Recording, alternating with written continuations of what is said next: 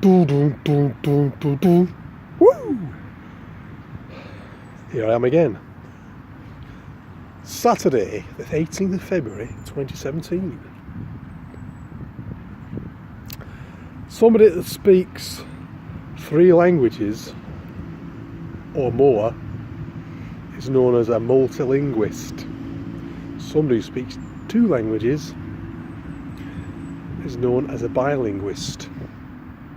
And someone that speaks only 1 language, it's better, slightly chilly on the neck, but it's not cold really, is someone who speaks only 1 language is English. Yeah, the language is an amazing thing. I've just been thinking about that. Language is an amazing thing, you know, when we hear different people from different parts of the world. We hear a particular time. We can recognise someone from China, for example. You know, I mean, there's several Chinese languages: Cantonese, Mandarin, and a couple of others. I'm not sure all of them. All I know is Cantonese and Mandarin. And to us, English-speaking monolinguists, because we're the lazy bastards who can't be arsed learning other languages because English has become an international language. Therefore, why the fuck should we learn another language? Kind of mentality. You know what I mean? Everyone should speak English. You know, I'll fucking travel the world. I'm not going to learn a language. I'm going to fucking, you know, why the fuck don't they learn English as the international language? You know, that's a fucking mentality, isn't it? You hear a Chinese person, an English monolinguist. You'll hear a Chinese person speaking either Mandarin or Cantonese or one of the other several languages, subdialects, etc. All it seems to us, we couldn't tell the difference between any of them, you know, and the accents as well. I mean, they've all got accents just like any other, like every country's got accents and dialects, you know. We won't be able to differentiate between somebody from North China or South China, West China or East China, you know, with the different languages, subdialects and everything else. You know, all we could is, and then of course in India, all would probably, all we could hear is, having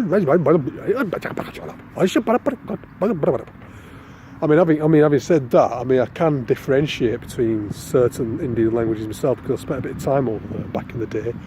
I can understand if someone's speaking Bangla, Kichu Bangla Jani, Kichu Alpa, you know, but not so much.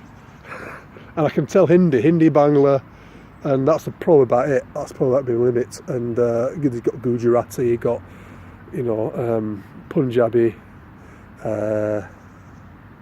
You've got 13 main languages, and then you've got God knows how many subdialects and etc. But and then, you know, I mean, I couldn't tell the difference between a Chinese person or someone from Thailand. You know, I can tell Filipinos now. I know when I can hear a Filipino. I can't understand Tagalog's the main Filipino language, but they've got a lot of language. They've got various languages in Philippine. I mean, if somebody from the Philippines speaks in a Filipino language, either Tagalog or whatever, I couldn't tell the difference. But I know I can know if somebody's speaking a Filipino language, but I won't be able to differentiate between Tagalog or Ilocano or whatever. You know, there's so many. It's like India. It's like a lot of Asian countries have got their own, you know, languages. I'm sure Thailand has different languages as well, and Vietnam and all the rest of it, plus the subdialects, etc. I think language is a very fascinating subject matter, and you know, and of course European languages. You've got German, Achtung, schnell, Sie heil, 1, 2, 3, 4, 5, 6, 7, 8, 9. You know, and it's a very, very robust language. I love the German language. It sounds aggressive, but you know, the Germans are very efficient, work ethic, ethically. They've got the work ethic down to a T. They're very efficient. I love the Germans. I think they're brilliant. You know, what's wrong with them? They've always been a caring and compassionate race of people, contrary to popular opinion.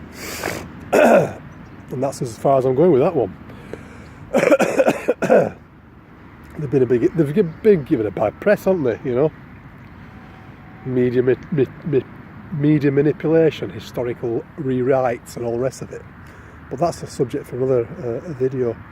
And then you got French, the romantic language. Chanson l'amour, ratatatat. L'amour, each time I hear, ratatatat. Chanson, l'amour, French, the language of romance and love, eh? And Germany, the language of efficiency and work and Achtung, schnell, sicher, eins, zwei, drei. That's actually quite good, you know. Ich liebe dich, that means I love you, innit? Ich liebe dich. Can you imagine that? I mean, you're at a dinner table with your beloved, and then you express your undying love for your beloved. You say, Ich liebe dich, mein Schatz. I mean, it's not quite as romantic as, it doesn't sound as romantic as French. I don't know how they say it in, I mean, l'amour is French for love, isn't it? Amorous, l'amour. And then you got the, and then in German it says, Ich liebe dich, mein Schatz. Ich liebe dich, mein Liebling. You know. I mean, that's probably the limit of my German, you know. I was quite good at German at school, actually. She was a German herself, actually. Miss Bolt, her name was. But she spoke fluent English. She actually had a Lancashire accent, because I think she was born and bred in the north of England. But I mean, she obviously being German. She was our German teacher. She was funny though. I was actually quite good at it, but because German is quite close to English, isn't it? So, I mean, English is a Germanic language, but English is a mongrel language. It's got 60% of English has got French in it. I mean, the original English language, the Saxon language, probably the Frisians, which is like a region sort of like, but situated sort of north of Holland, that section of Germany which is on the North Sea, stretching up to the southern reaches of Denmark down to the northern reaches of Holland, as the Frisians. It's that's where the English language originates from, and the Saxons came and colonised these fair islands of ours, you know.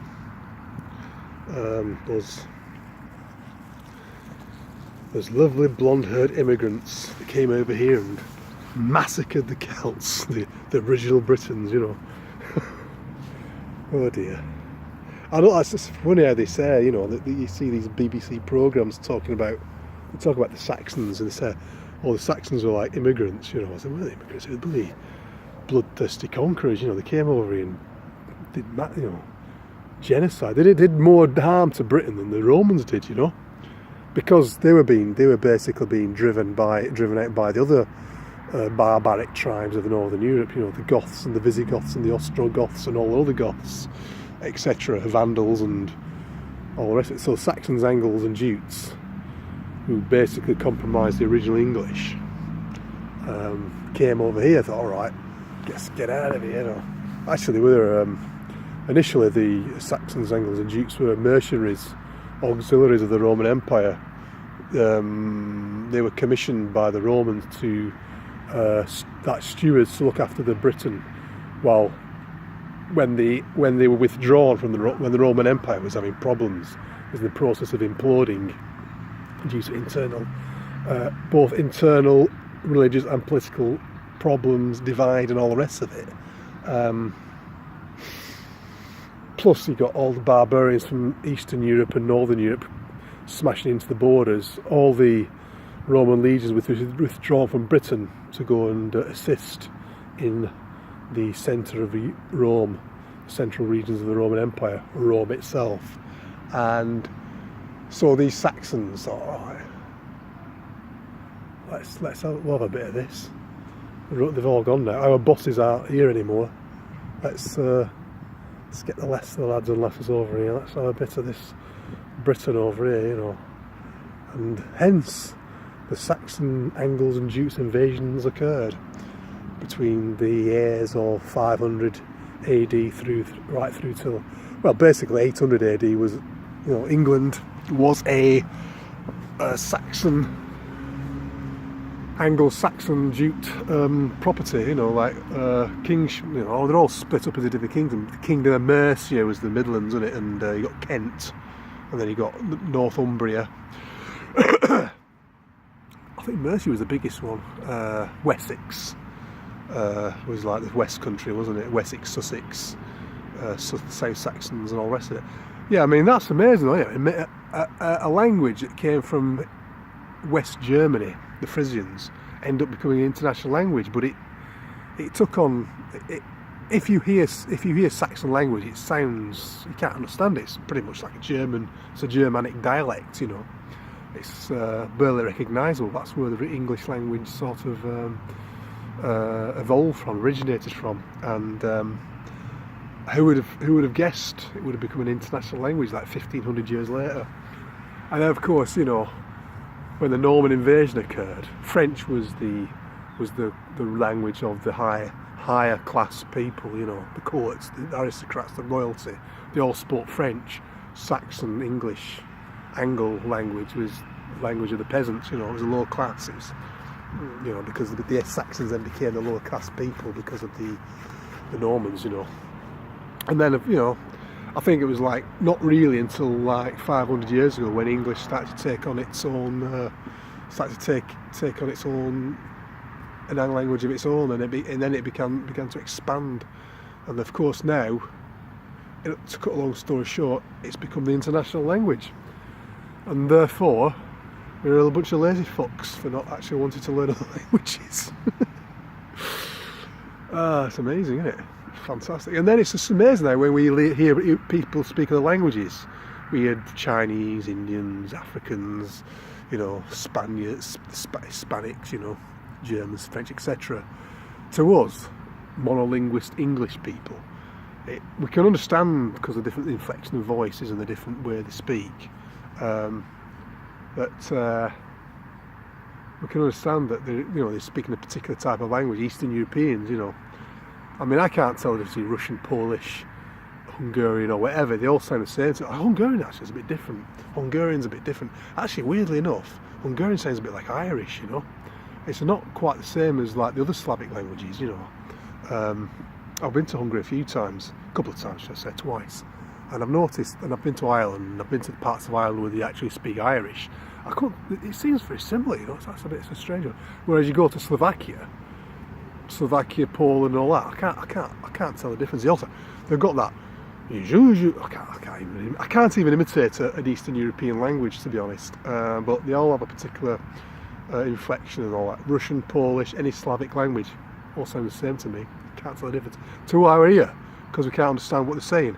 Anyway, I'm going to have to sign off now. It's a funny thing, language, isn't it? It's all in subconsciousness. Again, it all goes down to the subconsciousness. It's a programming. Language is a subconscious programming. Peace. Blessed love. Keep it real, keep it flat. I'm not here to impress, I'm only here to express.